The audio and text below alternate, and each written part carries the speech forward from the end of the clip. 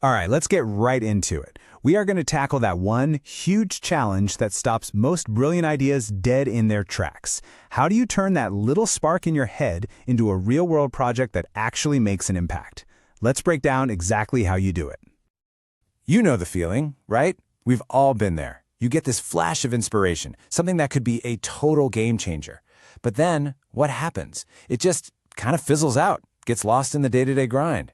And here's the hard truth. Most great ideas don't die because they're bad ideas. They die because they never get to take that first crucial step out of your head and into the real world. And that, right there, is the key. You have to understand this fundamental difference. An idea? That's pure potential. It's a cloud. A project, on the other hand, gives that potential a skeleton. It gives it a plan. Without that structure, your brilliant idea is, well, it's just a wish.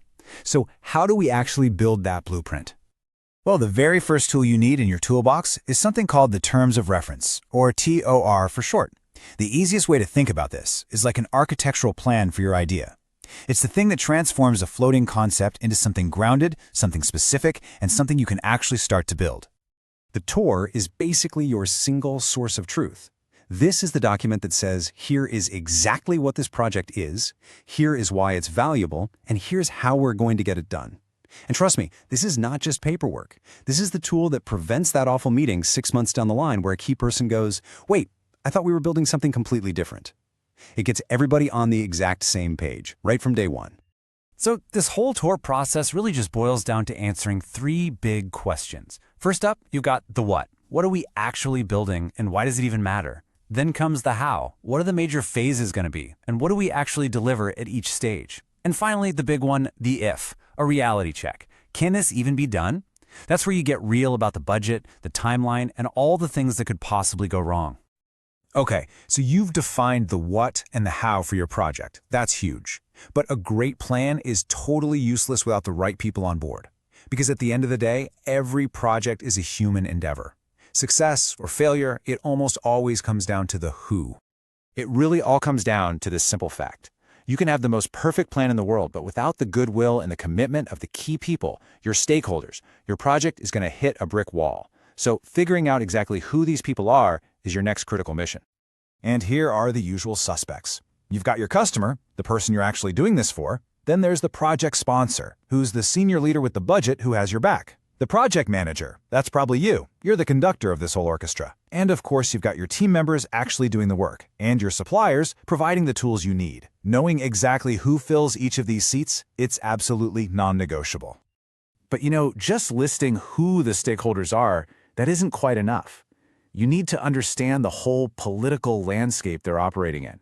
See, every single project has supporters, people who will help you push it forward, and opponents, who for all sorts of reasons might try to hold it back. And this is a question you have to ask yourself honestly, even if it feels a bit uncomfortable. Who feels threatened by what you're trying to do? Change can be scary. Will your project make someone's job harder, or maybe even make their role obsolete? Just ignoring those fears won't make them go away. Understanding them is the first step to managing that resistance before it completely derails you. And on the flip side, you've got to map your allies. Who's going to be your public champion? Who's going to stand up in the big meeting and sing your praises? But just as important, who is your covert supporter? The person who can't cheer for you openly but will slip you some crucial info behind the scenes. Recognizing both the loud and the quiet players is a massive strategic advantage. So how can you possibly map all of this out? Well, there's a simple but incredibly powerful tool for this called force field analysis. It was developed by a social scientist named Kurt Lewin, and it basically gives you a crystal clear way to visualize all the forces pushing for your project and all the forces pushing against it. Here's what it looks like in practice. On one side, you list all your driving forces, things like strong support from your sponsor. And on the other, you list all the opposing forces, like, say, not enough budget. And here's the game. Your job isn't just to make a list, it's to figure out how to strategically strengthen those drivers and systematically weaken the opposers. That is how you tip the scales in your favor.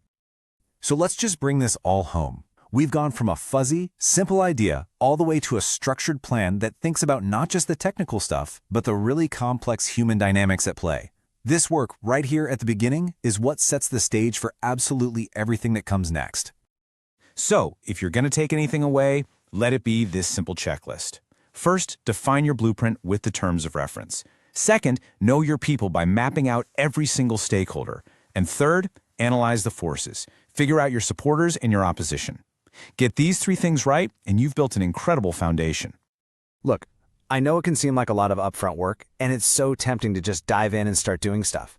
But this isn't about creating red tape. It's not about bureaucracy. This is about being strategic. This is about laying a rock-solid foundation so that your brilliant idea doesn't just survive, it actually thrives. So, think about that idea you have right now, that thing you really, really want to build or change. Now that you have these tools, what's the single most important driving force you need to amplify? Or the biggest opposing force you need to neutralize to finally make it happen?